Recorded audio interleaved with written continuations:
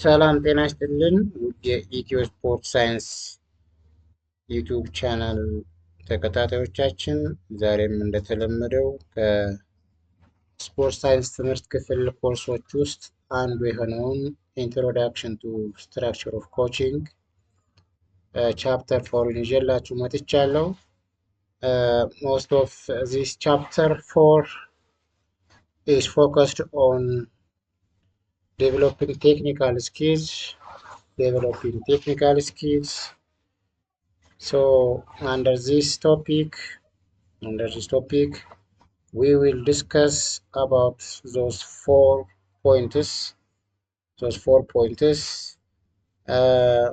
ስለዚህ ስለ እነዚህ አራት ነገሮች እንነጋገራለን። የመጀመሪያው ቴክኒክ ኤንድ ስኪል የሚለው ምንድን ነው የሚለውን እናያለን። ሶስተኛው ስለ ስኪል ኤንድ ቴክኒክ ለርኒንግ ላይ ፎከስ አድርገን እንማማራለን ማለት ነው። ሶስተኛው ደግሞ ሜትድስ ኦፍ ቲቺንግ ሲምፕል ቴክኒክ ኤንድ ዘን ሜትድስ ኦፍ ቲቺንግ ኮምፕሌክስ ቴክኒክስ፣ እነዚህን ነገሮች ላይ ፎከስ አድርገን እንነጋገራለን ማለት ነው። ኦኬ፣ ስለዚህ በተቻለ መጠን እንድትከታተሉኝ ጋብዛለሁ።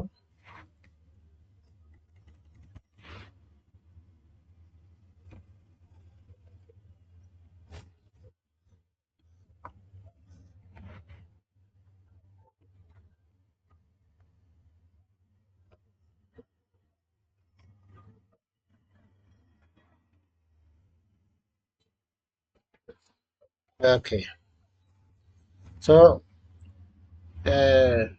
ቴክኒክ ስኪል የሚሉ ወርዶች ዲፊኒሽናቸውን ለማየት እንሞክር።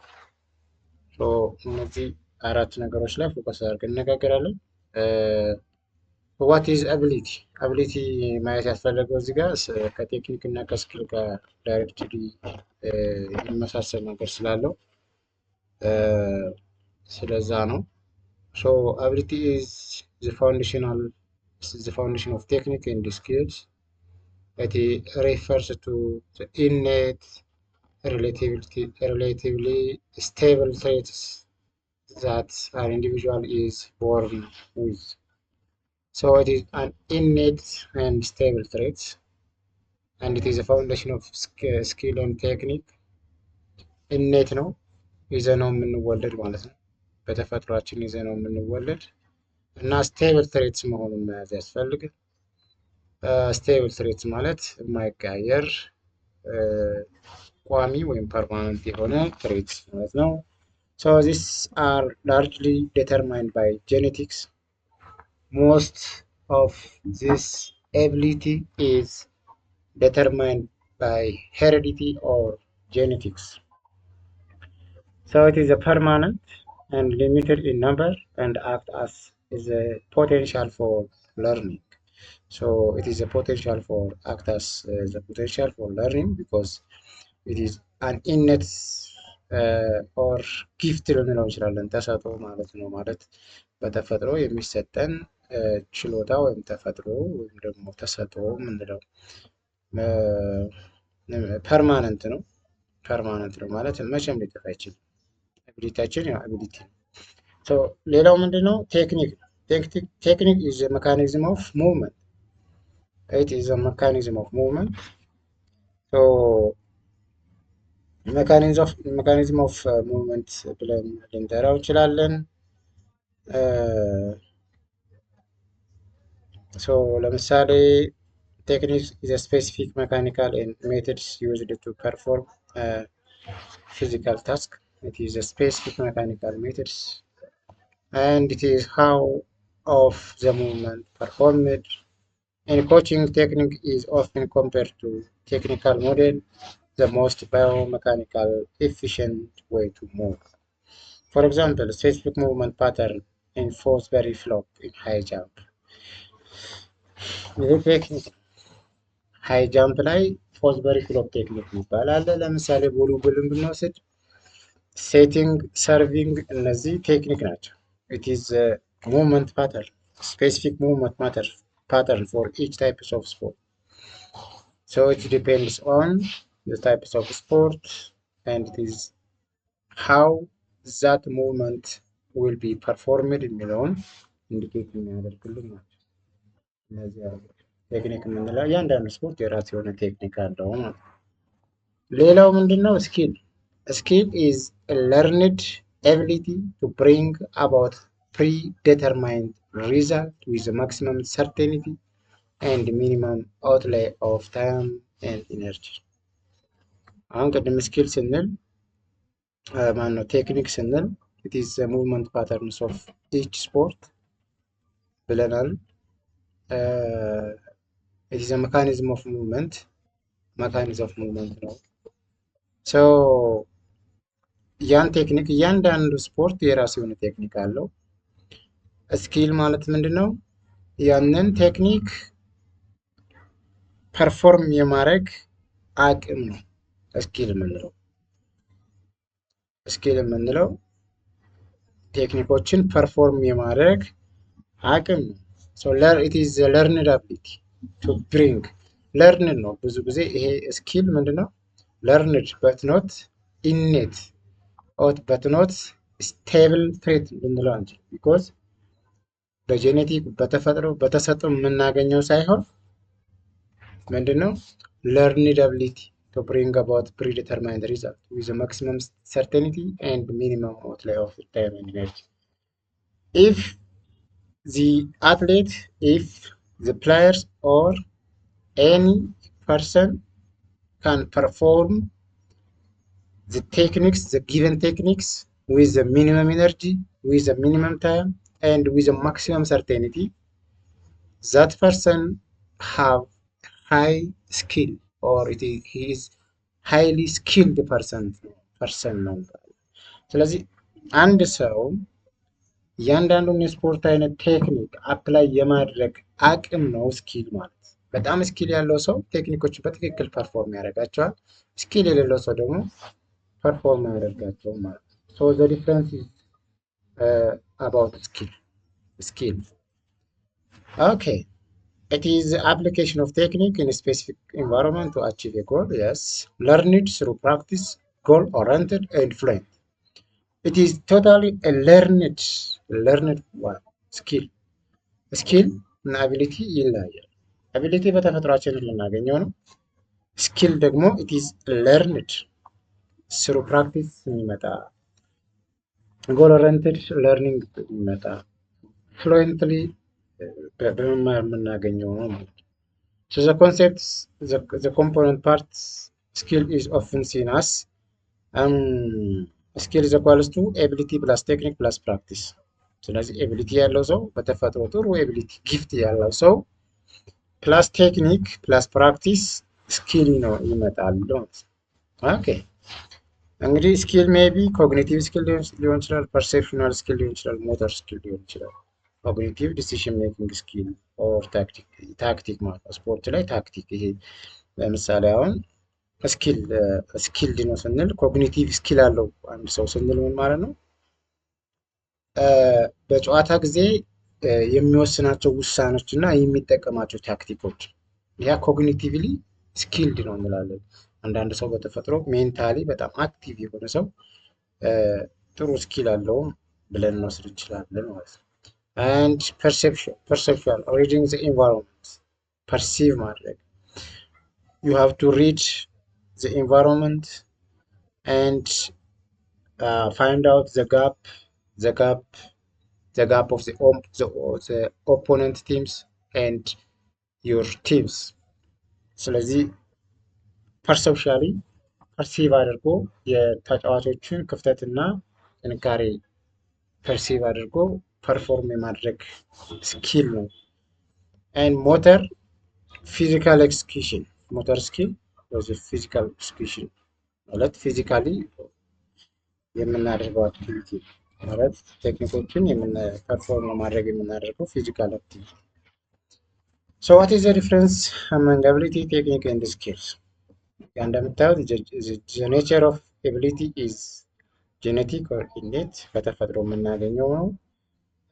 ቴክኒክ ግን ሜካኒካል ነው፣ ሜቶዶሊካል mechanism or mechanical movement and a skill is learned or functional or learned ነው።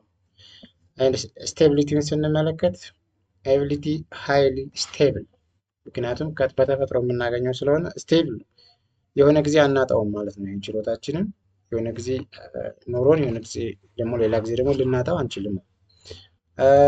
ቴክኒክ ካን ቢ ሪፋይንድ ማድረግ ይችላል። ማሻሻል እንችላለን። ኤንድ ስኪል ካን ቢ ኢምፕሩቭድ ኦር ሎስት። ስኪል ኢምፕሩቭ ሊሆን ይችላል፣ ሎስት ልናጣውም ማለት ፐርፎርም ፕራክቲስ ስናቆም ሉዝ ልናደርገው እንችላለን። ፕራክቲስ ከቀጠለ ደግሞ ኢምፕሩቭ ልናደርገው እንችላለን ማለት ነው። ኢት ዲፔንድስ ኦን ዩር አክቲቪቲ። ሶ ስቴብል አይደለም ማለት ነው። ስኪል ስቴብል አይደለም፣ ይቀያየራል። ትሬኒንግ ስናቆም ይኖረናል ስኪል ይኖረናል፣ ስንሰራ ስኪል ይኖረናል፣ ስናቆም ደግሞ ስኪል አይኖረንም ማለት ነው።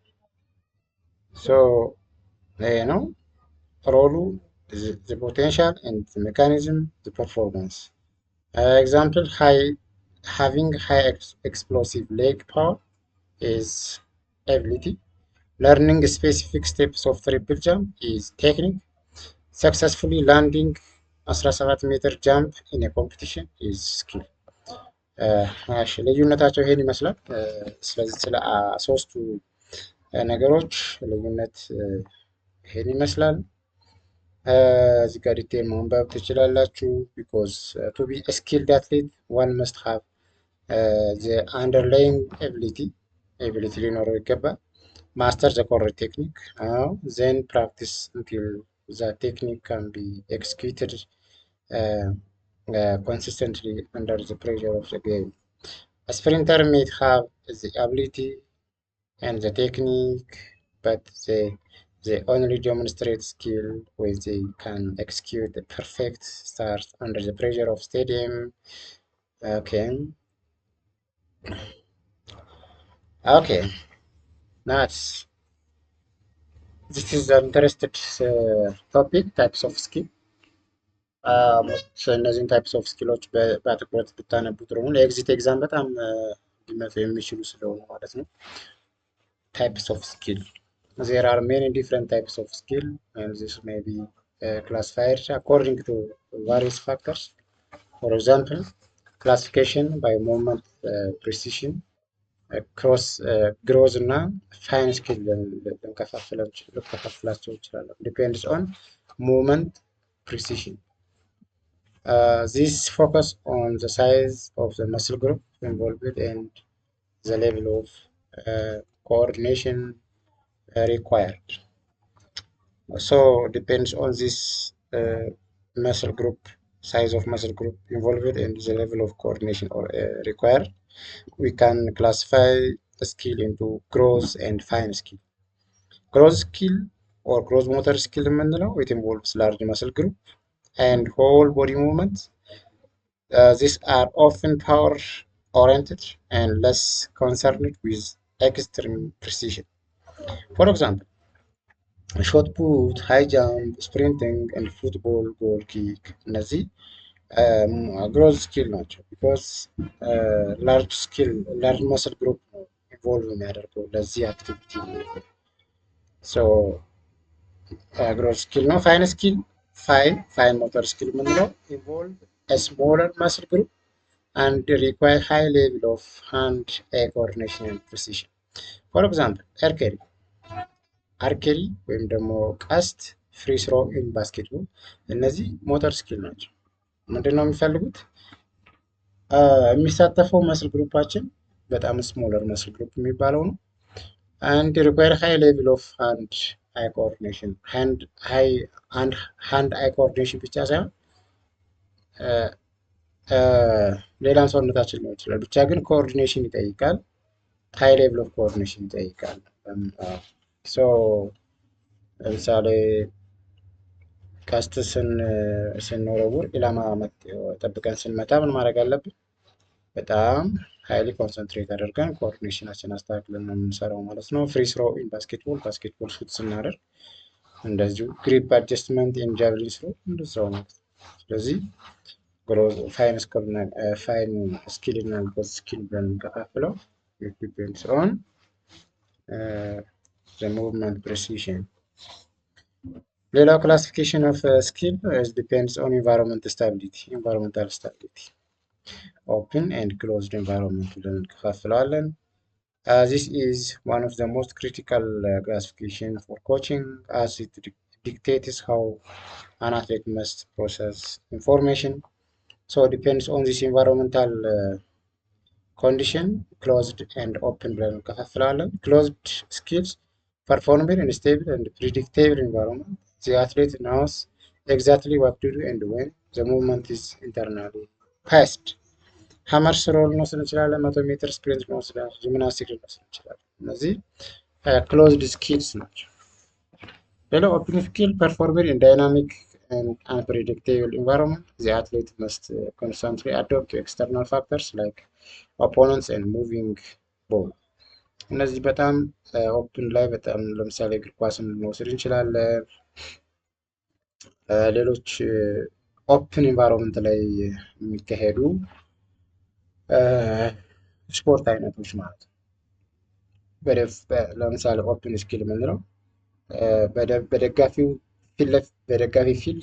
ፊት ለፊት ጨዋታ የማድረግ ስኪል ማለት ነው። በጣም ከባድ የሆነ የተቃራኒ ደጋፊ በበዛበት ውድድር ስናደርግ ያንን የደጋፊ ጫጫታ የመቋቋም አቅም ማለት ነው። ይሄ ኦፕን ስኪልስ ነው የሚባለው።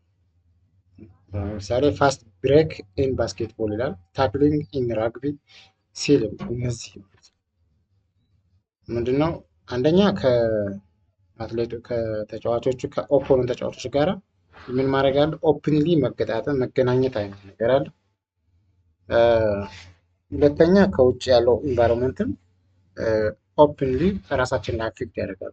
ይሄ ክሎዝድ ማነው ኦፕን ስኪልስ። ክሎዝድ ስኪልስ ስንል ደግሞ ምንድነው? ከኦፖነንቶቹ ጋር ዳይሬክት የሆነ መገናኘት የለውም። ብቻ በክፍት ኦፕን በሆነ ማነው ክሎዝድ በሆነ ነገር ላይ ፐርፎርም የማድረግ ስኪል ነው። ሶ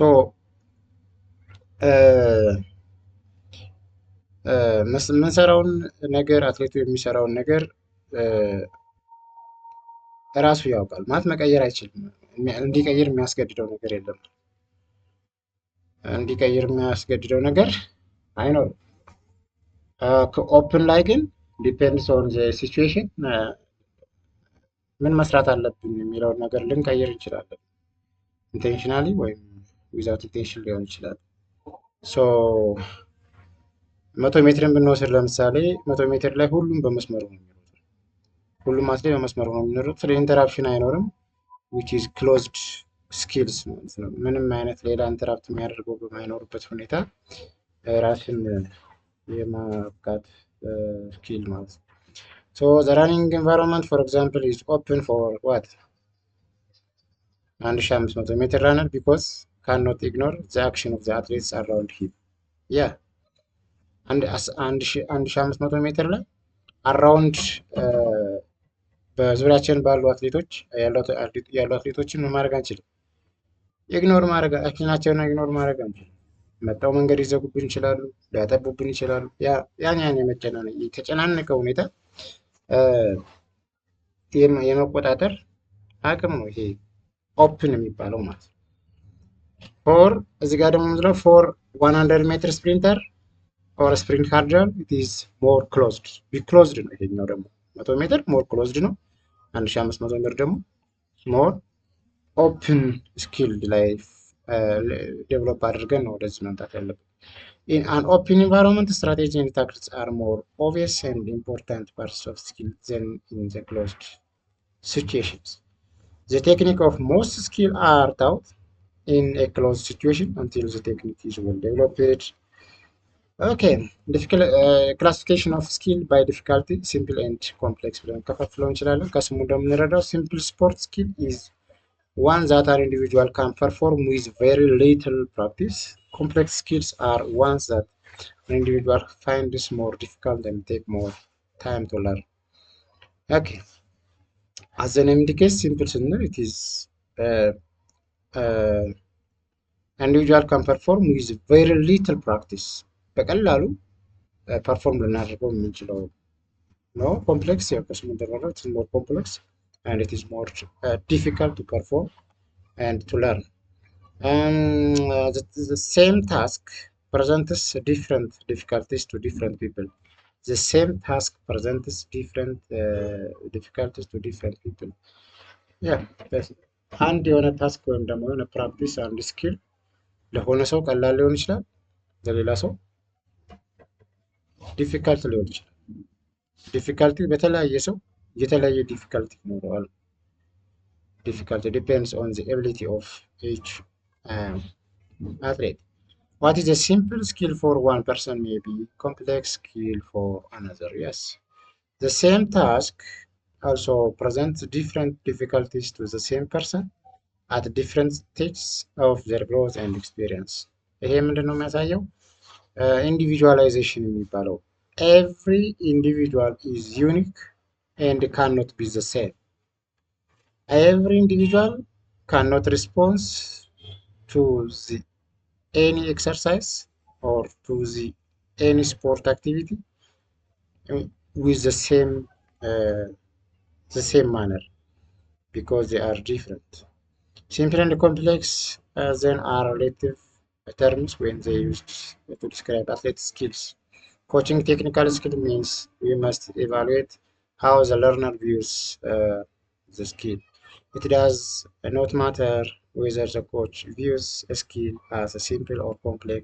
It is the athlete's thoughts and views that decide the difficulty of the task. Technique and skill learning. Does practice make perfect? In the past, there was a common phrase used by coaches, athletes, and others. Practice makes perfect, but this is not always true. Understanding that practice creates a motor program for technique, we realize that actually practice makes permanent. So, as far as any practice is concerned, it should be always be remembered by the coach and athlete that the only perfect practice makes perfect and permanent. Only perfect practice makes perfect and permanent. This is the best sentence for sport.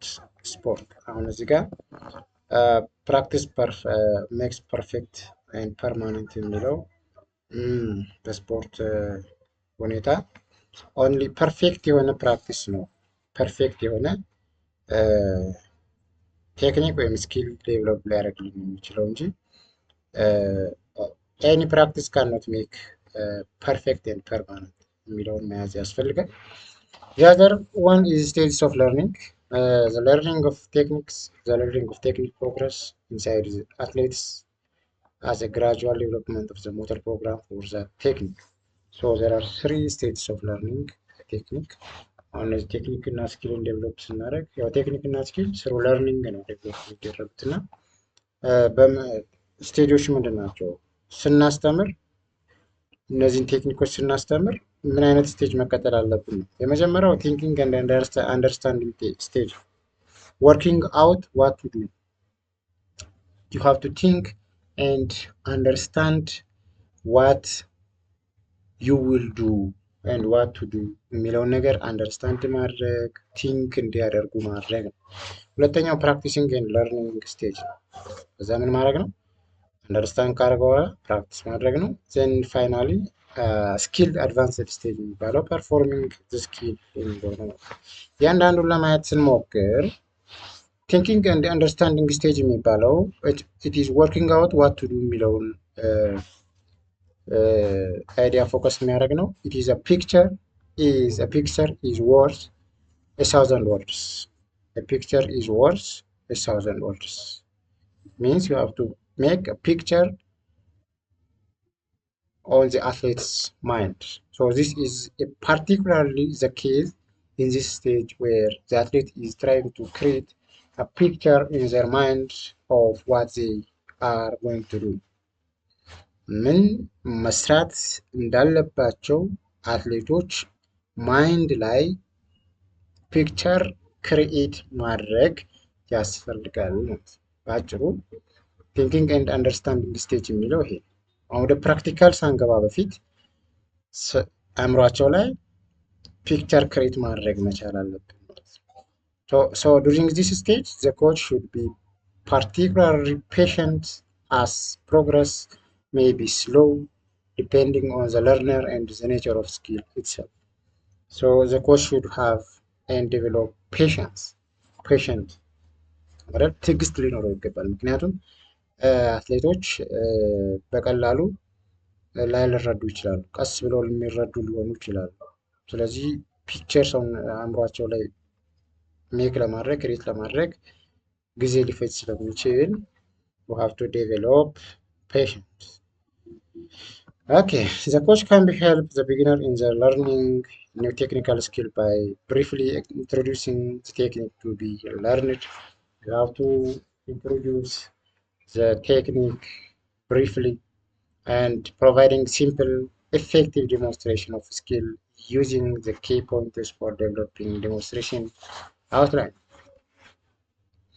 So ሲምፕል በሆነ መንገድ ማስረዳት፣ በዲሞንስትሬሽን ኢፌክቲቭ ዲሞንስትሬሽን በሆነ ደግሞ በአካል ፕራክቲካሊ ማሳየት ዩዚንግ ቲቺንግ ሜተድ that allows the beginner to perform skill well enough to begin practicing and precise and reinforce the correct action, not the result.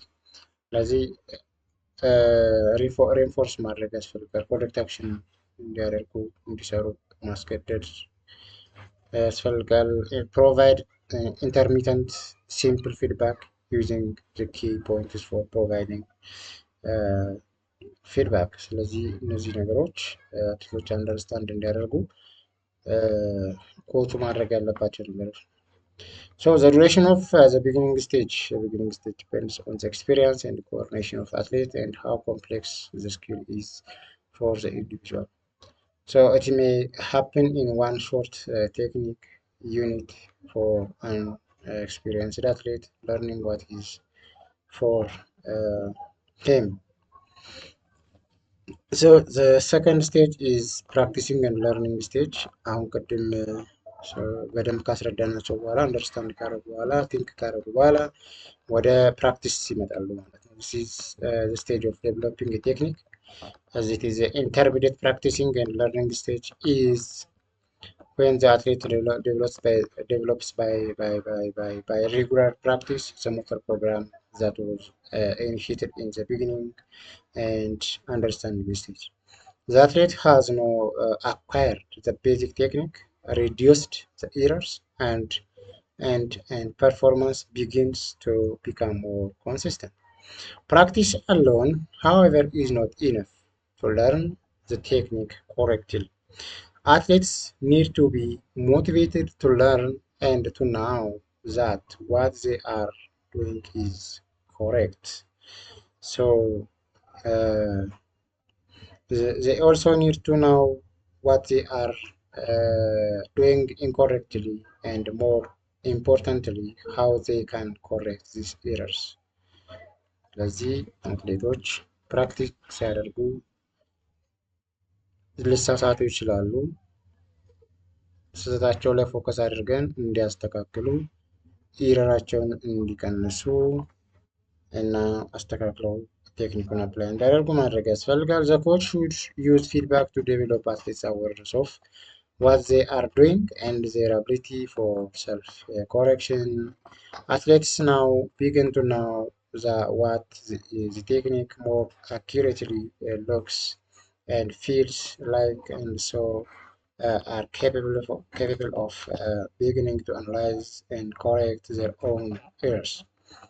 The coach can help them to do this by focusing athletes' attention on the available feedback. So feedback is important to correct the incorrect action of the athlete. The last stages of learning technique is skilled or advanced stage የሚባለው ነው። It is a performing skill ይባላል። ይህ ስቴጅ የመጨረሻው ስቴጅ ነው። performing stage ይባላል። In the advanced stage, athletes are able to maintain high level of performance um, under under under a variety of competition like environments. Athletes are confident and have a good understanding of these skills or their skills. This understanding and well-developed feel for the skill means that they are able to evaluate themselves more effectively. In this stage, the athletes need to be motivated to practice the skill as environments are small and not so easily achieved. So the ability to perform a skill will be affected by changes in the other components of fitness such as strength and power. As a result, constant attention to skill is necessary through all three stages of learning to continuously adapt the motor program to the athlete's continuously changing body. Okay, this is what we have discussed here is the three stages of learning techniques and skills. The first one is thinking and understanding stage. Second one is practicing, and the third one is skilled and advanced stage የምንለው ነው። So ሌላው ፖርሽን ምንድነው? ሜትስ ኦፍ ቲቺንግ ሲምፕል ቴክኒካል ስኪልስ። ሲምፕል ቴክኒካል ስኪሎችን እንዴት ነው ቲች ማድረግ የምንችለው ወይም ሜቶዶቹ ምንድን ናቸው? አንደኛው ኢሚቴሽን ሜትድ ነው። ሁለተኛው ዲሞንስትሬሽን ሜተድ ነው ማለት ነው። ዲሞንስትሬሽን ኤንድ ኢሚቴሽን። ኦኬ ኢሚቴሽን ስንል it is often best way of for athletes to learn. It requires athletes to focus on what is to be imitated or copied.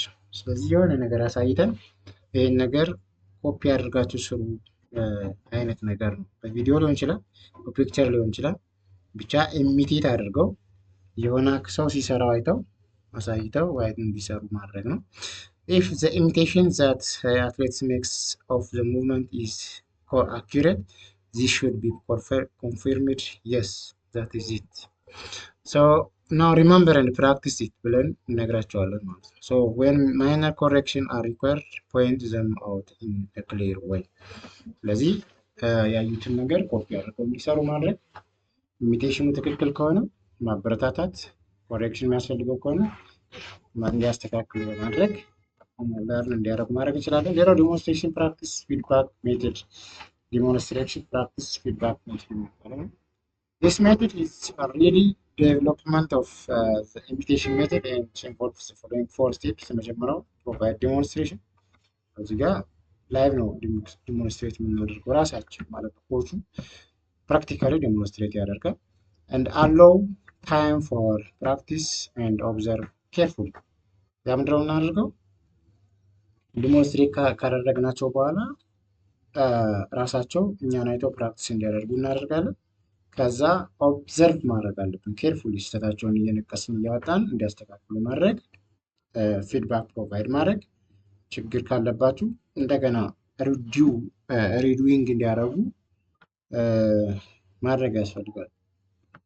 ከዛ በተደጋጋሚ ፕራክቲስ እያደረጉ ፊድባክ እየሰጠናቸው ፕራክቲስ እያደረጉ ፊድባክ እየሰጠናቸው እንዲሰሩ የምናደርገው ነገር ነው ማለት ነው።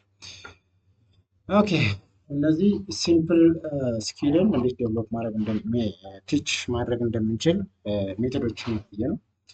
አሁን ደግሞ የምናየው ሜትድስ ኦፍ ቲቺንግ ኮምፕሌክስ ስኪል ነው። ቴክኒካል ስኪል ኮምፕሌክስ ቴክኒካል ስኪልን እንዴት ቲች እናደርጋለን የሚለውን ሜቶዶች የምናየው ማለት ነው። ሶ ሜቶዶቹ ምንድን ናቸው? አንደኛ ሼፒንግ እና ቼኒንግ የሚባሉ ሁለት ሜቶዶች አሉ።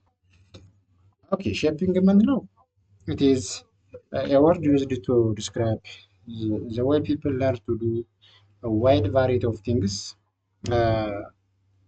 and is used when the skill cannot easily be chopped into separate pieces because it is one continuous and fluid motion.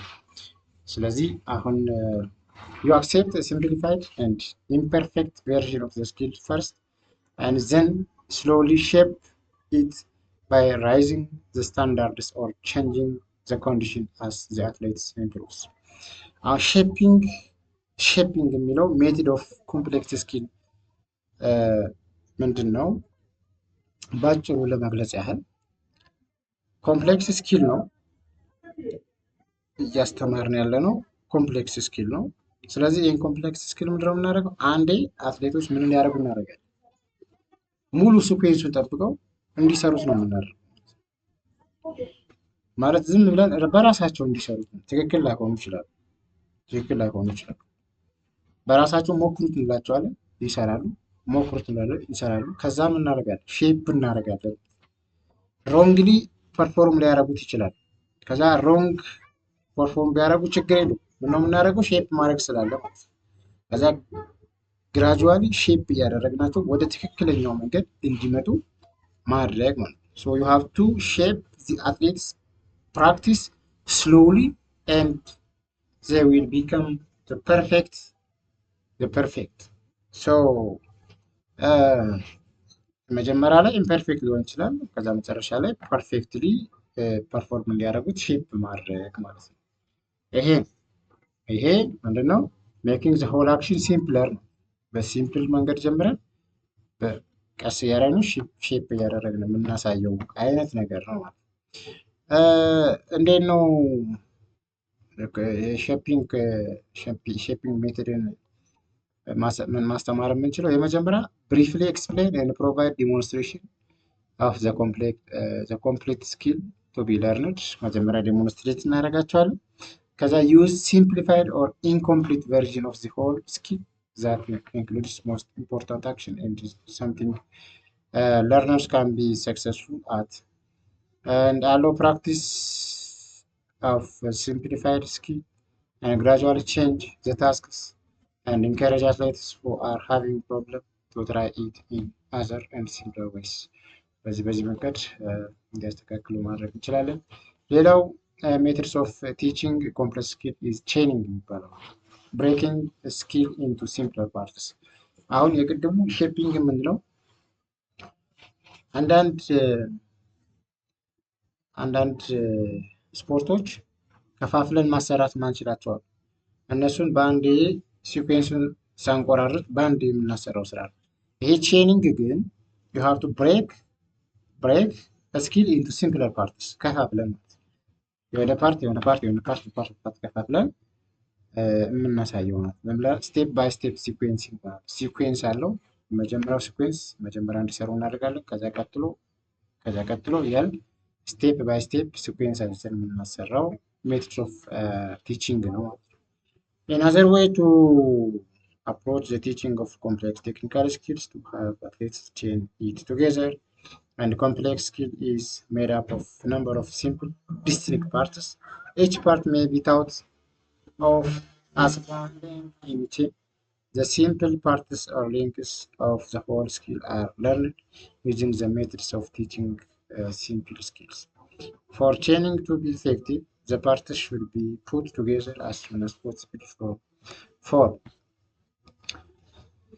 Okay, in the intermediate stages of learning, the athlete may practice parts of skill but should always finish with the whole skill, putting the links back into the chain. ይሄ የሚያሳየው ስለ ቼኒንግ እና ሼፒንግ ልዩነትና አንድነት ነው። ያው ቅድም እንደተነጋገር ነው ልዩነታቸው ያ ነው ማለት ነው። ስለዚህ ስላዳመጣችሁ እናመሰግናለን። ታንክስ ኤ ሎት ፎር ዩር አቴንሽን። ሰብስክራይብ ካላረጋችሁ ሰብስክራይብ ማድረግ አትርሱ። ላይክ አድርጉ፣ ኮሜንት አድርጉ። የምትፈልጉትን ኮርስ ኮሜንት ማድረግ ትችላላችሁ። ቪዲዮ እንድንሰራላችሁ የምትፈልጉትን ማለት ነው። በጣም እናመሰግናለን። መልካም ጊዜ